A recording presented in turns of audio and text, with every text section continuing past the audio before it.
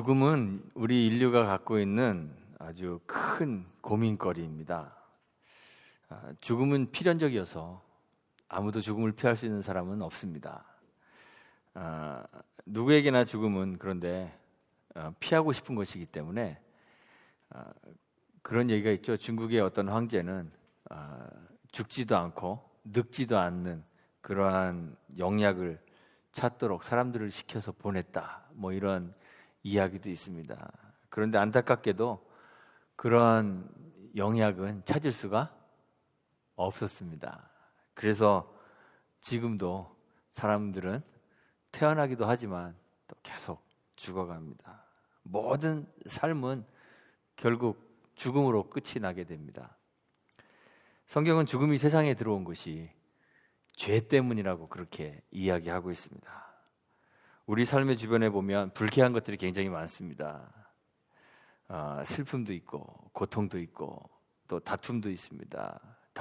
작은 다툼보다 더 큰 그런 분쟁도 있습니다. 억압도 있고 착취도 있고 또 전쟁도 있고 우리 삶 주변에는 여러 가지 눈살을 찌푸리게 하는 그런 부도덕함들도 있습니다. 그런데 이 모든 것들이 다 죄로 인해서 야기된 죽음의 한 증상들입니다. 죄와 사망이 어떻게 세상에 들어오게 되었을까요?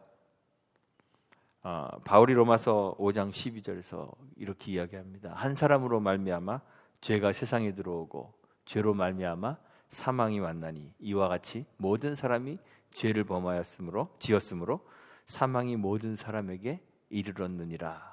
이렇게 이야기했습니다. 여기서 바울이 말하고 있는 그 한 사람이 바로 누굴까요? 아담입니다. 아담 그 한 사람으로 말미암아 죄가 세상에 들어오고 그 죄로 사망이 왔다는 것입니다. 그러면 아담이 지은 죄는 무엇입니까? 선악을 알게 하는 나무의 열매를 먹은 것입니다.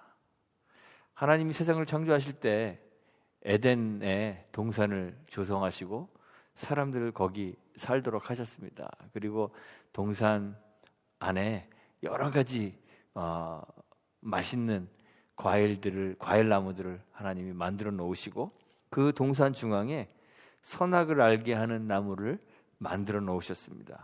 그리고 아담에게 말씀하시기를 동산에 있는 모든 나무의 열매는 다 자유롭게 먹을 수 있지만 그 동산 중앙에 있는 선악을 알게 하는 나무의 열매는 먹지 말라고 그렇게 말씀하셨습니다. 그리고 경고를 하셨는데 먹는 날에는 정령 죽으리라 경고하셨습니다.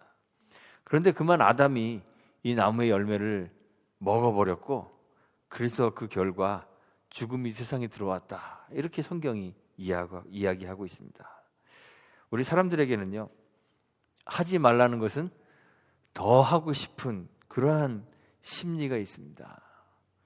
신경도 안 쓰고 있다가 하지 말라 그러면 괜히 신경 쓰이고 막 하고 싶잖아요. 여러분들도 그러시죠? 저도 그렇습니다. 손대지 마시오 그러면 꼭 손대고 싶고요. 잔디밭에 옛날에 이렇게 줄 쳐놓고 들어가지 마시오 그러면 꼭 들어가 보고 싶은 게 우리 사람들의 심리입니다. 누군가가 갑자기 돌아보지 마 그러면 돌아보고 싶어져요. 이러한 청개구리 심보를 심리학에서는 reactance effect라고 그렇게 부른다고 합니다. 미국의 심리학자 샤론 브램이라는 사람이 이런 실험을 했다 그래요. 두 개의 이제 높이가 다른 벽을 만들어 놨습니다. 하나는 낮고 하나는 아주 높습니다.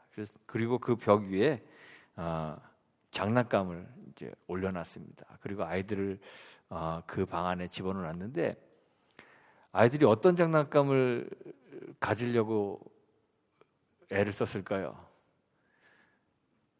자기 손에 닿지 않는 그 높은 곳에 있는 장난감을 가지려고 그렇게 다들 애를 썼다고 그렇게 합니다. 이런 청개구리 본능을 사람들이 다 가지고 있습니다. 그래서 로미오와 줄리엣도 엄마 아빠가 사랑하지 못하게 했기 때문에 더 사랑했다, 뭐 그런 이야기도 합니다. 하나님이 딱 하나, 선악을 알게 하는 나무의 열매, 그것만 먹지 말라고 하셨으니까 그거 볼 때마다 얼마나 먹고 싶었겠어요. 뱀이 유혹할 때 아마 입안에 막 침이 줄줄 흐르지 않았을까, 이렇게 생각이 됩니다. 사람들은 하나님 비난하는 걸 좋아하죠. 그래서 하나님을 비난합니다. 하나님 정말 째째하십니다. 그 과일 하나 먹었다고 사람을 죽을 죄 지은 것으로 만들어 놓으십니까? 사람들이 이렇게 이야기합니다. 또 어떤 사람들은 그런 이야기도 합니다. 먹지도 못하게 할 거면 거기 만들어 놓지나 말지, 그럼 뭐하러 만들어 놓으셨느냐, 애초에 만들어 놓지 않았으면 더 좋았을 것 아닙니까?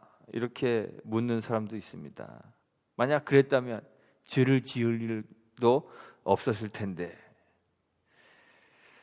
하나님은 왜 동산 중앙에 선악을 알게 하는 나무를 만들어 놓으시고 그걸 먹지 못하게 하셨을까요? 정말 선악을 알게 하는 나무를 만들어 놓은 것은 하나님 창조의 옥의 티일까요? 그런데 우리가 성경을 읽어보면 성경은 하나님의 창조에 옥의 티가 있다고 말하지 않습니다. 하나님 창조는 완전하다고 이야기합니다. 6일 동안에 그 매일매일 창조를 기록하면서 하나하나 하나님의 창조물들이 이루어질 때마다, 하나님의 말씀대로 만들어지고 생성될 때마다 성경 기자가 감탄합니다. 하나님 보시기에 좋았더라, 이렇게 감탄합니다. 그리고 6째 날 사람을 창조하시고 난 후에는 하나님께서 자신의 창조를 다 마무리하시면서 이렇게 기록합니다. 하나님이 그 지으신 모든 것을 보시기에 심히 좋았더라, 이렇게 이야기하고 있습니다. 꼭 사람에게만 이야기하시는 것이 아니라 하나님의 그 창조의 완성을 보시면서 하나님의 마음에 심히 좋았다, 이렇게 기록하고 있습니다. 하나님의 창조는 완전하다는 것이죠. 그런데 우리가 하나 알아야 할 것이 있습니다. 하나님이 창조하신 창조가 완전하다는 것은 이 만들어진 피조물들이 하나님이 완전하신 것처럼 그 존재가 완전하다는 그러한 뜻은 아닙니다. 하나님이 창조하신 피조물은 하나님이 아닙니다. 하나님이 창조하신 피조물이 하나님의 일부라고 그렇게 생각하면 이제 범신론이 되는 거예요. 하나님이 창조하신 이 피조물들은 하나님이 아닙니다. 그래서 하나님이 완전하신 것처럼 이 피조물들이 완전할 수는 없습니다. 창조된 세계가 완전하다는 것은 각각 창조된 피조물들이 완전하다는 그러한 의미가 아닙니다. 창조가 완전한 것은 하나님이 창조하신 그 창조의 목적에 모든 피조물들이 정확하게 부합된다는 그런 의미입니다. 하나님의 선하신 뜻에 꼭 맞게 하나님의 계획에서 한치의 어긋남도 없이 완전하게 창조되었다는 것을 의미하는 것입니다. 그래서 하나님이 창조하신 완전한 창조물이라 할지라도 그 창조물 자체로는 완전할 수가 없습니다. 완전한 존재는 아닙니다. 피조물은 그 어떤 것도 완전하지 않습니다. 완전하지 않으니까 영원할까요? 영원하지 않을까요? 영원하지도 않습니다. 그래서 피조물들은 원래부터 죽을 수밖에 없는, 끝이 있는 그런 존재입니다. 각각의 피조물들이 그 자체로 완전하지 않기 때문에 그 피조물들 존재 자체에는 영원성이라는 것을 가질 수가 없습니다. 시작이 있는 존재이기 때문에 반드시 필연적으로 끝이 있는 그러한 유한한 존재가 바로 피조물입니다. 그런데 성경에서 아담이 범죄하기 전에는 세상에 죽음이 없었다, 이렇게 이야기하는 이유는 뭘까요? 왜 피조물이 존재 자체로 유한함에도 불구하고 죽음이 없었다고 이야기할까요? 그 이유는 범죄하기 전에 아담이 영혼을 소유할 수 있었던 이유는 바로 그 하나의 그 조건이 있었기 때문에 가능한 것입니다. 영혼을 소유하기 위해서는 반드시 하나의 조건이 필요합니다. 그 조건이 뭐냐면 바로 하나님으로부터 하나님의 생명을 끊임없이 공급받는 것입니다. 피조물 자체는 유한하지만 영원한 하나님의 그 생명이 피조물에 지속적으로 공급되는 그 조건 하에서 피조물이 영원할 수 있는 거예요. 하나님께서 피조 세계에 하나님의 생명을 지속적으로 공급해 주시기 때문에 죽음 없는 영원을 맛보며 살 수 있는 것입니다. 이 하나님의 생명이 공급되는 통로가 바로 하나님과의 교제, 사랑입니다. 사람들이 종종 하나님에 대해서 오해하는 것이 있습니다. 뭐냐면 하나님이 영이시기 때문에 사물과 같은 그런 형체를 가진 분이 아니라고 하니까 하나님을 아예 비인격적인 존재로 그렇게 생각하는 것입니다. 그래서 하나님을 느끼고 하나님을 경험하고 하나님 체험하는 것을 어떤 기를 느끼는 것 또는 에너지가 막 이렇게 충만해지는 것, 그런 것으로 사람들이 생각합니다. 그래서 기분이 좋아지면 뭐 하나님이 함께 하시는 것 같고 그러한 잘못된 생각들을 갖습니다. 특히 성령 하나님에 대해서 우리가 이야기할 때 성령 충만하다 그러니까 에너지가 충만한 것처럼, 그래서 우리가 전화기 밤에 이렇게 꽂아놓고 자면 배럴이 이렇게 충전되는 것처럼 성령이 우리 안에 이렇게 충전되는 것으로 그렇게 생각합니다. 그래서 성령이 그 이빠이 충전되면, 이빠이라는 말 써도 되나요? 성령이 우리에게 풀로 충전되면 막 능력이 막 나타나고 병든 자도 일으키고 막 그러는 것으로 생각합니다. 그런데 하나님은 그런 비인격적인 에너지가 아닙니다. 파워가 아닙니다. 하나님은 기가 아닙니다. 하나님의 생명을 공급한다는 것은 우주의 에너지 일부를 공급받는 것, 기를 흡수하는 것이 아닙니다. 하나님은 인격이시기 때문에, 하나님은 인격적이신 분이시기 때문에 사귐을 통해, 교제를 통해 하나님이 자기를 우리에게 주시는 거예요.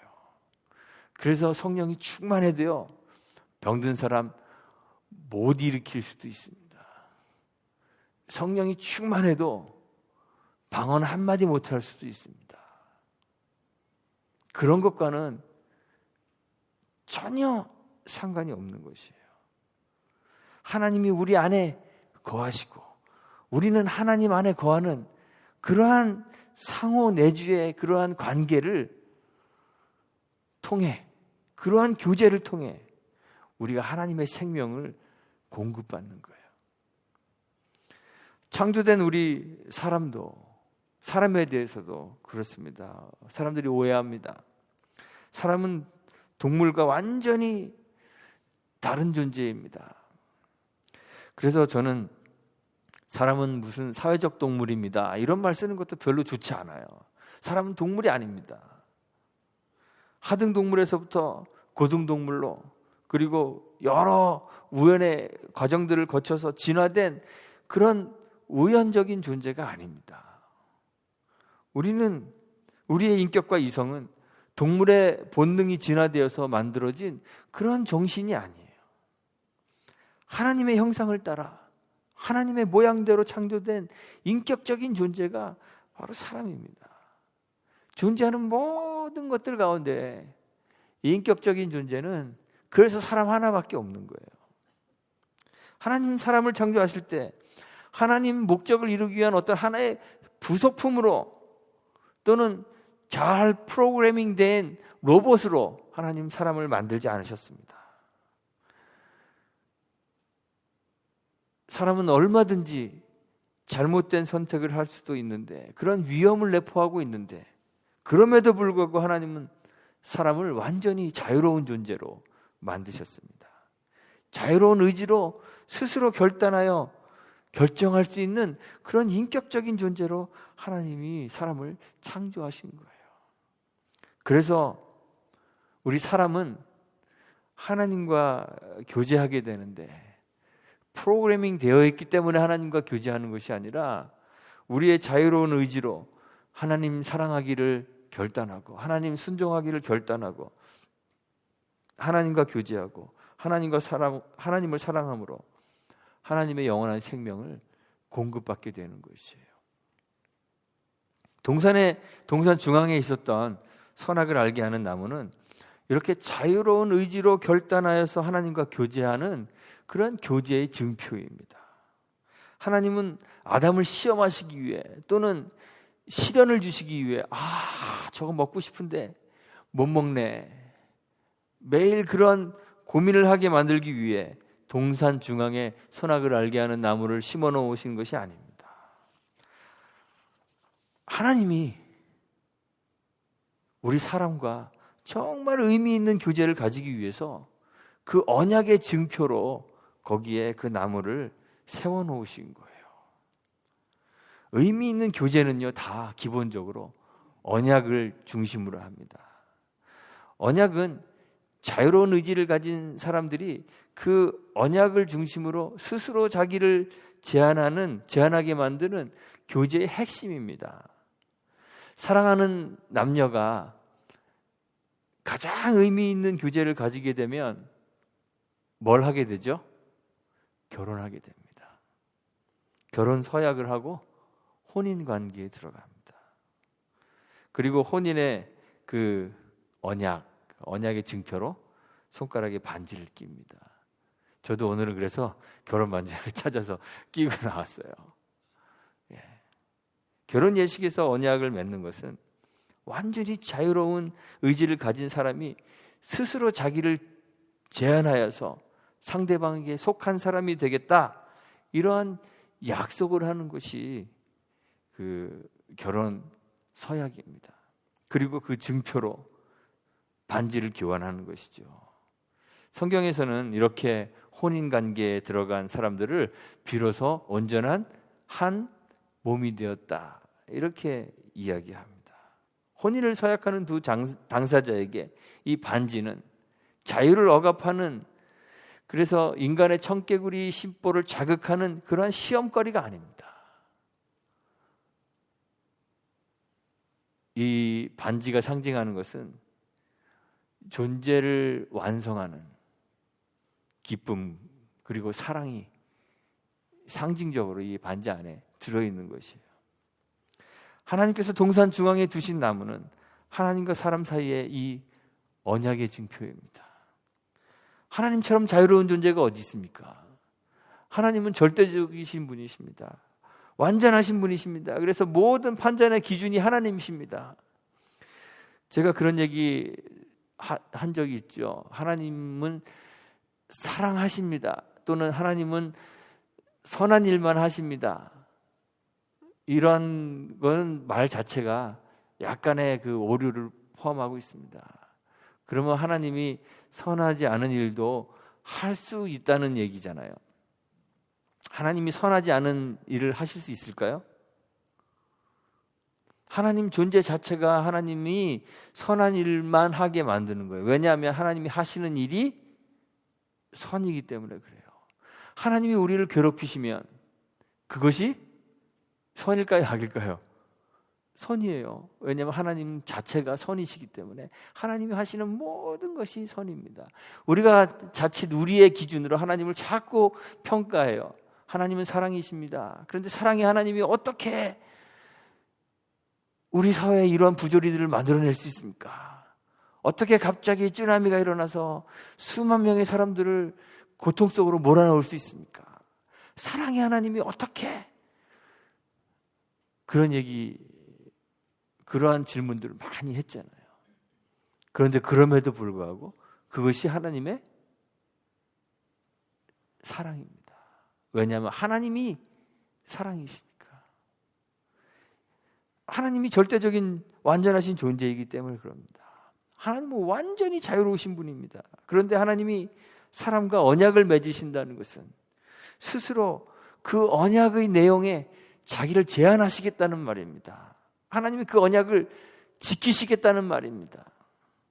그 언약에 스스로 자신을 얽매여 놓으시겠다는 의미입니다.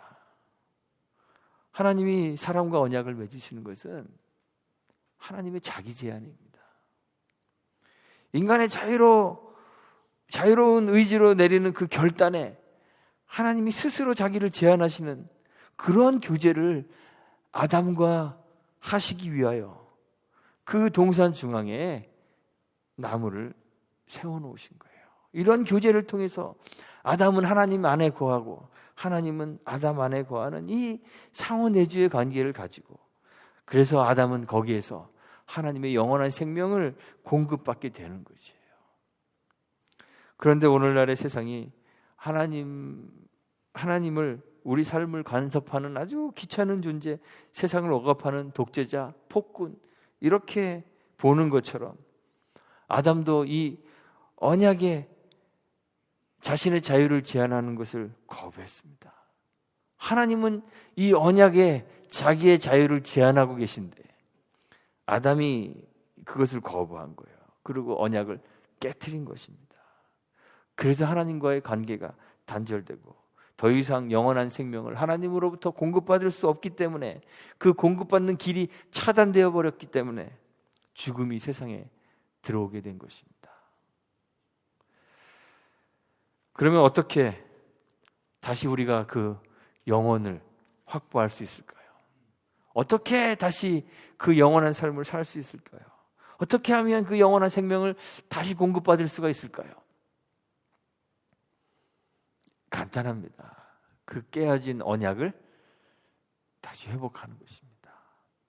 하나님과의 그 언약의 관계 안으로 다시 들어가는 것입니다. 하나님이 우리 안에 거하시고 우리는 하나님 안에 거하는 그 교제의 관계 속으로 다시 들어가는 것입니다.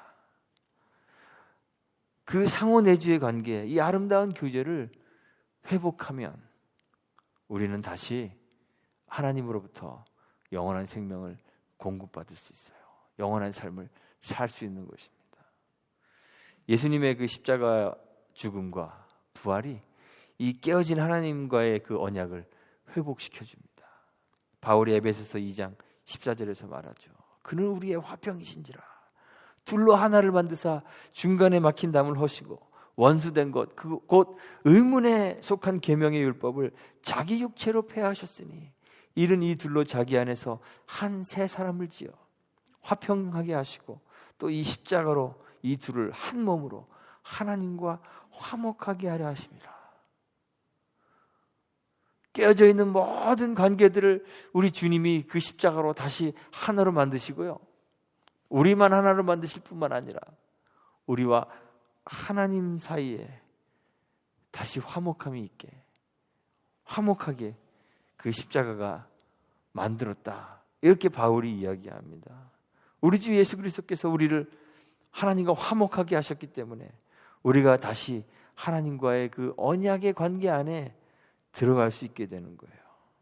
동산 중앙에 있는 나무가 인간의 자유를 빼앗는, 억압하는 그런 상징이 아니라 하나님과 교제하는 상호내주의 관계를 확인하는 그 증표였던 것처럼, 그래서 나무를 볼 때마다 시험에 들 것이 아니라 하나님 생각하고 하나님의 그 사랑을 확인함으로 영원한 생명을 공급받고 영원을 누렸던 것처럼 우리도 이제 다시 예수 그리스도로 인하여 회복된 그 언약 안에 들어가서 하나님과의 관계를 회복하고 하나님으로부터 오는 영원한 생명을 공급받아야 하는 것이에요. 우리가 하나님 안에 거하고 하나님은 우리 안에 거하는 이 교제의 관계 속으로 우리가 다시 들어가야 되는 것이에요. 주님이 제자들에게 이야기했습니다. 요한복음 15장 4절에서 내 안에 거하라. 나도 내 안에 거하겠다. 이게 뭘까요? 처음에 가졌던 그 하나님과 그 아담 사이에 있었던 그 상호내주의 그 교제 안으로 들어오라는 이야기입니다. 내 안에 거하라. 그러면 나도 내 안에 거하겠다. 주님이 제자들에게 이 상호내주의 관계를 요구하신 것입니다. 그리고 요한복음 15장 10절에서 내가 아버지의 계명을 지켜 그의 사랑 안에 거하는 것 같이 너희도 내 계명을 지키면 내 사랑 안에 거하리라 말씀하셨습니다. 이 상호 내주의 관계에 들어가는 것은 어떻게 가능할까요? 주님의 계명을 지키는 것으로 되는 것입니다. 이 계명이 바로 언약이에요. 주님이 제자들에게 말씀하셨죠. 새로운 계명을 준다. 계명이 뭘까요? 서로 사랑하라. 내가 너희를 사랑한 것 같이 너희도 서로 사랑하라. 이렇게 말씀하셨습니다. 내 계명은 곧 이것이니 내가 너희를 사랑한 것 같이 너희도 사랑하라 하는 이것이니라. 주님이 말씀하셨습니다. 우리는 다 영혼을 소유한 사람이어야 합니다. 세상이 유한한 세상으로 끝나는 것이 아닙니다. 이 세계는, 눈에 보이는 이 유한한 세계는 실제가 아닙니다. 실제하는 영원한 하나님 나라가 있습니다. 그래서 우리는 다 영원한 삶을, 영혼을 소유해야 하는 사람들입니다. 하나님과의 언약, 그의 계명을 지키는 삶을 살아야 합니다. 그런데 우리는 하나님의 계명 지키는 것을 불편해하죠. 우리 스스로 우리의 자유를 제한하고 자기를 희생해야 하는 그 사랑을 원하지 않습니다. 희생을 강요하는 것으로 여깁니다. 그래서 교회와 성경이 우리 신자들에게 너무 과한 것을 요구한다고 그렇게들 생각합니다. 그래서 조금 자기를 많이 희생하고 다른 사람을 사랑하거나 하나님을 사랑하는 사람을 보면 뭐라고 불러요? 광신자라고 부르죠. 광신자. 쟤는 교회에 미쳤어. 그렇게 얘기합니다. 그래서 자기를 희생하려 하지 않습니다. 그런데 누군가 그런 말을 했습니다. 최고의 자유는, 가장 자유로운 최고의 자유는 자신의 자유를 제한하는 자유입니다. 그렇게 이야기했습니다. 우리가 가장 자유롭다고 생각할 때, 그때가 아마도 죄와 사망의 지배 아래서 우리의 자유를 빼앗긴 때가 아닌가, 저는 그렇게 생각합니다. 정말 우리가 자유로우면 우리의 자유를 우리가 스스로 제한할 수 있어야 합니다. 우리 스스로 우리 자신과 우리의 자유를 제한할 때가 가장 자유로울 때임을 우리가 기억했으면 좋겠습니다. 그래서 우리 자신을 제한하는 그러한 사랑을 하는 우리 교회가 되기를 간절히 소망합니다. 하나님께서 스스로 아담과 언약을 맺어서 자기를 제한하는 사랑으로 우리와 교제하셨던 것처럼 우리도 이제 우리를 제한하고 희생하여 하나님 사랑하고 이웃을 사랑하는 그러한 교회가 되기를 간절히 소망합니다. 이렇게 사랑으로 주의 계명을 지켜서 여러분 다 하나님 안에 거하시고 하나님으로부터 오는 영원한 생명을 소유하게 되시기를 우리 주님의 이름으로 축원드리고 부탁드리겠습니다. 함께 기도합니다.